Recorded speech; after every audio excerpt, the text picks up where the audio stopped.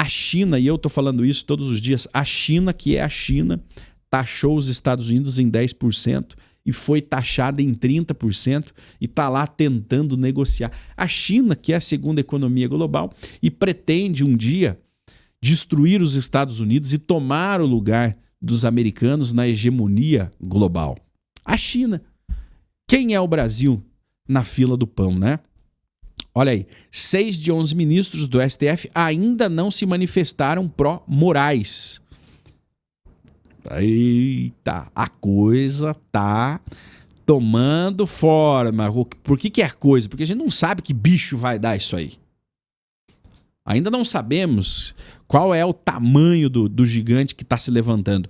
6 dos 11 integrantes do STF não manifestaram publicamente apoio ao ministro Alexandre de Moraes depois que ele foi incluído na Lei Magnitsky, usada para impor sanções. Até o momento, além do próprio Alexandre de Moraes, o ministro Roberto Barroso e Gilmar Mendes e a Carmen Lúcia também acabou depois fazendo uma declaração muito tímida, poderia até ser irônica, né?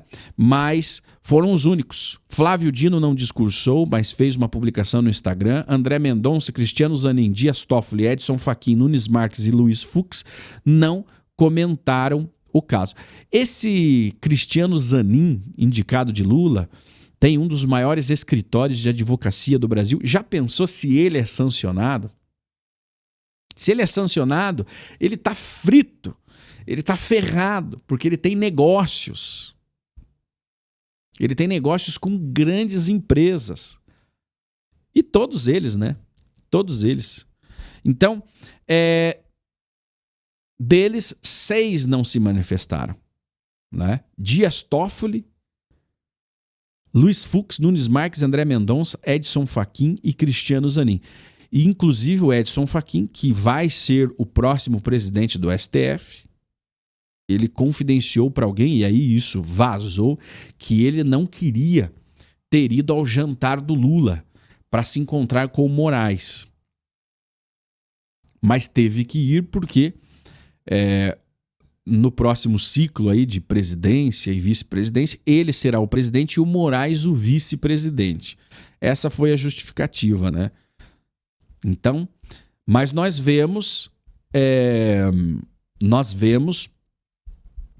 o grupo rachando, nós vemos o STF dividido e nós comprovaremos se realmente está dividido nas próximas votações lá, se houverem as discordâncias entre os ministros. E se esses 6 ministros, só que eu não vou afirmar que nós temos maioria, porque esse Cristiano Zanin e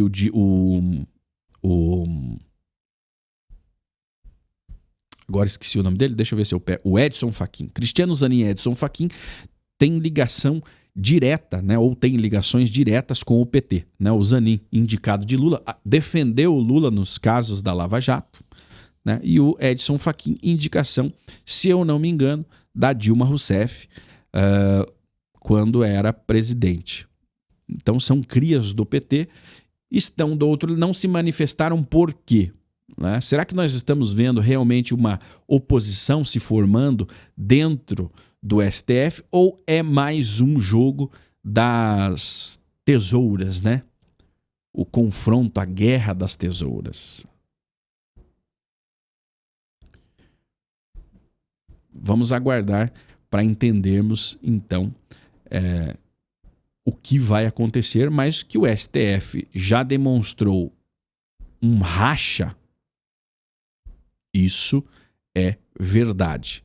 Não está fácil para ninguém. E aí, gente, isso demora um pouco. Tomara que seja mais rápido do que nós imaginamos, mas pode demorar ainda para termos ou vermos os efeitos dessa divisão no STF. Mas isso era impensável há alguns meses atrás.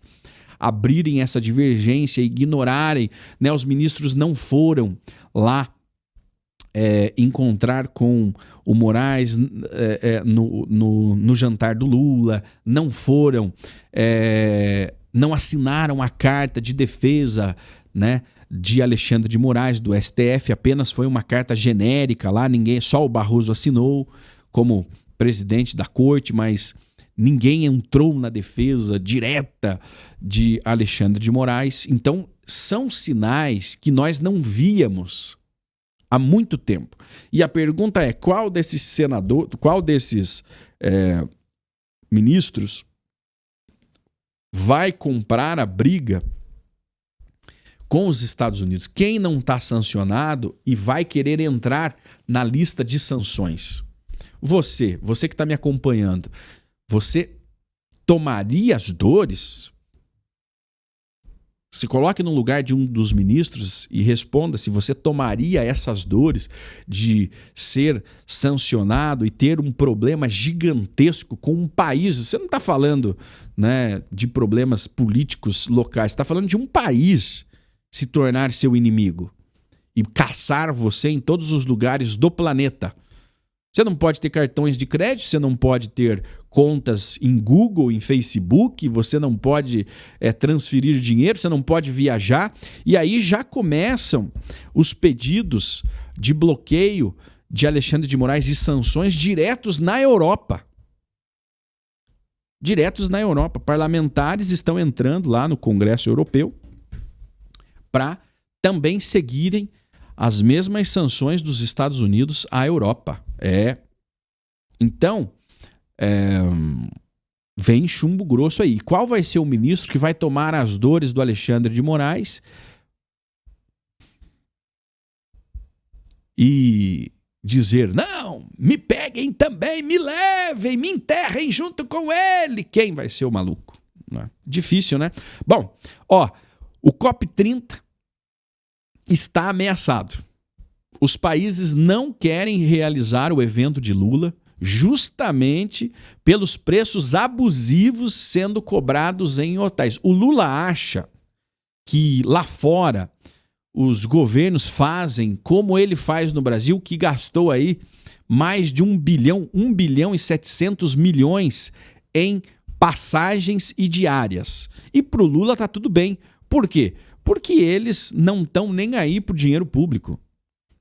Para quem vive esse mundo, o dinheiro é infinito. E aí, o que está acontecendo? O COP30, o grande evento do Lula, a coroação do Lula como um estadista, está ameaçado. Ninguém quer ir para o fim do mundo. Aí já mostra também a hipocrisia dessa galera que faz parte desse COP30, que é a conferência sobre a mudança do clima. Eles vão discutir o clima, mas não querem ir para Belém, que é uma capital sem infraestrutura. O que eles querem? Copacabana, eles querem Rio de Janeiro, eles não querem ir até o meio do mato, até a floresta amazônica para discutir o clima. Lá tem aqueles mosquitos do tamanho de um celular, além dos abusos comerciais. Veja, Belém está ficando mais cara que se hospedar no Rio de Janeiro, no Copacabana Palace. Então tem toda a dificuldade logística de chegar lá, de participar, tem o preço abusivo. Apareceu nas redes sociais, né? A diária de uma casa simples era 350. Lá, agora na época do COP30, R$3.000 a diária. De uma casa simples, não é hotel, é casinha simples. Mas nós temos duas questões. O Brasil mostrando a cara, né? A cara do que ele é. E aí entra o brasileiro, não apenas o Lula, o brasileiro, né? De se aproveitar dos países. E o Brasil também, e a hipocrisia desses países, dessas delegações, né? Eu não quero estar lá no meio do mato, eu quero estar no Rio de Janeiro. Vamos discutir o clima por quê então, né? Então é isso. COP30 ameaçado, já perdeu a graça. Eu acho que vai estar esvaziado, dado aí as circunstâncias do que está acontecendo no mundo, e vergonha para o Brasil, vergonha para o Lula. No site da reserva Booking, o maior do mundo na área, é possível encontrar encontrar hospedagens 3 estrelas com notas de avaliação abaixo de 7, cobrando preço para 2 pessoas de até R$51 mil por 5 diárias, o que dá em média R$10 mil por noite, num quarto 3 estrelas. É mole? Se paga um Copacabana Palace, se paga a melhor hospedagem no Rio de Janeiro, gente. Essa é a verdade e o Brasil tá passando vergonha. Turma, um abraço a vocês.